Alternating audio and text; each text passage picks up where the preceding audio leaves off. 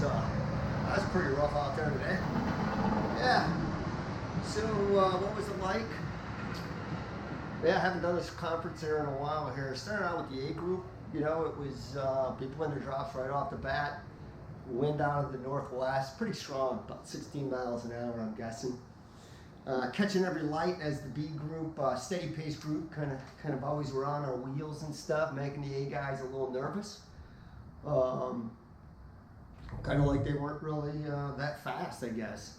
B group probably could have overtaken them. You know, so going out, heading out west, sprints were pretty fast, fairly large A group. Got to Bluff Road, and knowing that I was going to try to make an attempt to get to the other group.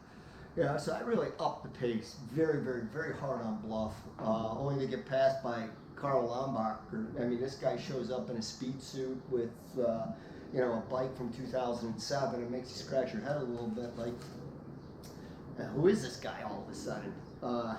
6'3", pro looking like, but the bike kind of threw you off. Yeah, so a couple of the plus guys got up the road a little bit, but I think it was Bronkowski. I don't know which one. I think it was Bob, might have reeled him back in. Good job. Time here for the B group, the steady group to show up. And lo and behold, there's a lot of work. I mean, to see Dave Mitchell in a speed tuck in an arrow position behind Tom, I mean, that's the train to be on. I mean, it was like riding a bus back there. It's just, you know, no wind in your face. I think Guillermo hit a pothole and flatted. Not sure where he ended up at the rest of the day, if you got some coffee out there, but he didn't seem very happy. Controlled his bike very well. Charlie said it was one of the fastest rides, and you know, then the fun began at the coffee shop. You know, half of us wanted to go sit up at Nabuki, the springboard for success for young kids to work there. By the way, that's no plug for Nabuki. You know, Brian Miller showed up at the very end.